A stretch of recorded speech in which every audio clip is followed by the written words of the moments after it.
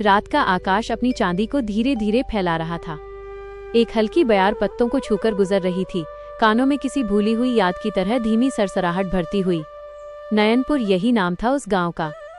एक शांत, सरल और पावन स्थल, जहां सुबह की पहली किरणें मंदिर के शिखर को चूमकर हर घर को प्रकाशित करती थीं और शाम को डूबते सूर्य की लालिमा ऐसे फैलती मानो देवताओं ने धरती पर अपने वरदानों का आभूषण बिखेर दिया हो।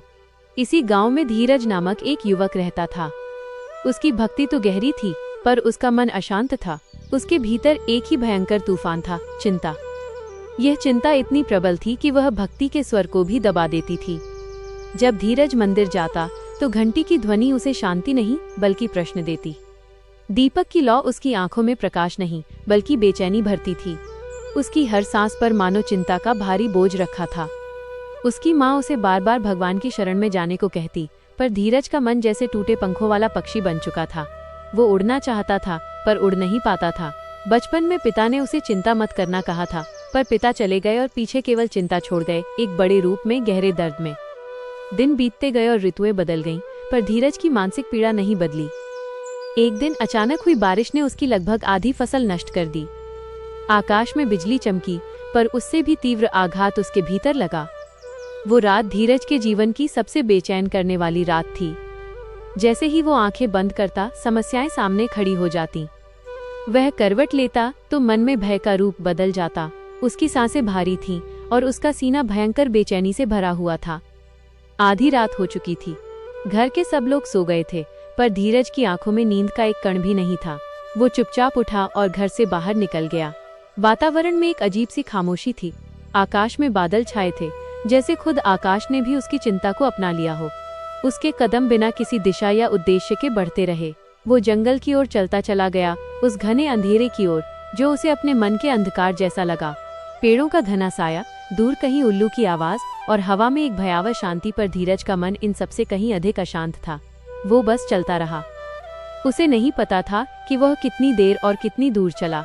उसके पैरों की शारीरिक थकान खत्म हो गई थी, पर मन की थकान अपने चरम पर थी। फिर अचानक उसके सामने एक प्रकाश उभरा। वह प्रकाश न चांद का था, न किसी दीपक का। वो किसी दिव्य ज्योति जैसा था जो पेड़ों के बीच से चमक रहा था। धीरज वहीं ठहर गया।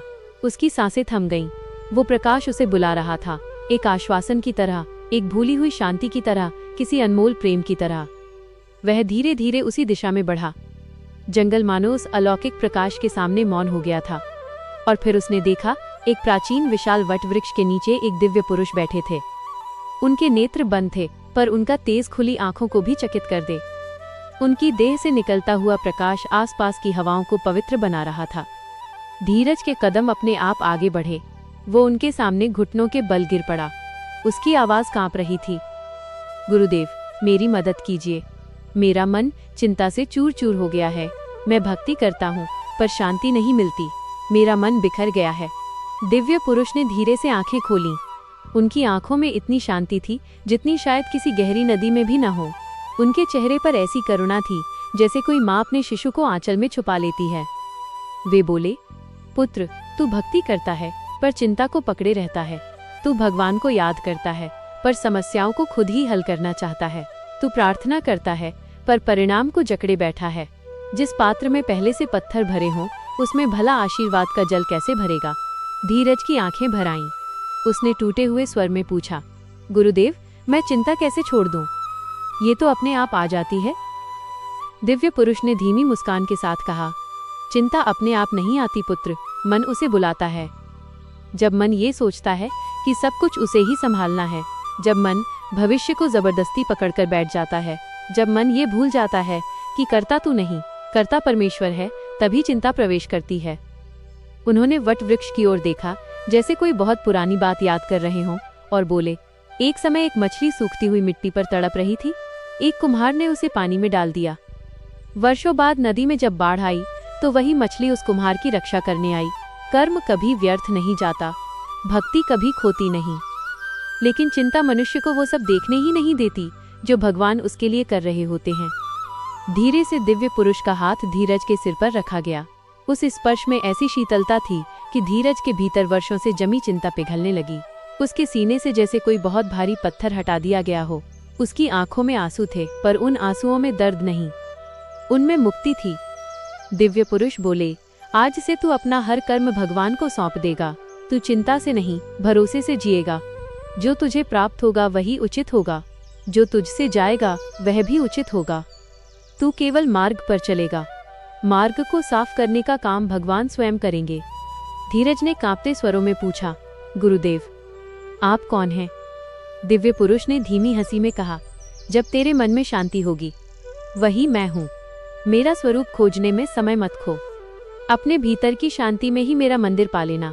और फिर जैसे कोई दिया हवा में विलीन हो जाए, वे गायब हो गए। प्रकाश मंद हुआ। जंगल ने फिर से अपनी निस्तब्धता ओढ़ ली, पर धीरज के भीतर अब कोई अंधकार नहीं था। वह व्यक्ति जो जंगल में आया था, अब वो नहीं रहा था। उसका मन एक शांत झील की तरह स्थिर था। जब वह गांव लौटा तो लोग उसे देखकर हैरान रह गए। उसके चेहरे से मानो एक प्रकाश निकल रहा था। उसके शब्दों में भार नहीं, मधुरता थी। उसके कदमों में घबराहट नहीं, सहजता थी। जब लोग उससे पूछते कि क्या हुआ, वो सिर्फ मुस्कुराकर कहता, मैंने अपनी चिंता भगवान को दे दी है, अब मेरा जीवन हल्का हो गया है। धीरे धीरे उसका खेत फिर से हरा होने लगा। काम में सफलता आने लगी। घर में हंसी लौट आई। लोग अपनी चिंताएं लेकर उसके पास आने लगे और वो कहता, चिंता छोड़ दो, भगवान को सौंप दो, तुम देखोगे रास्ते खुद ब खुद खुलेंगे। और आज भी नयनपुर की शाम में जब सूर्य अस्त होता है तो मंदिर की घंटियों के साथ हवा में एक मधुर स्वर गूंजता है, हे प्रभु, मैं अपना कर्म करूंगा, पर चिंता आपकी है।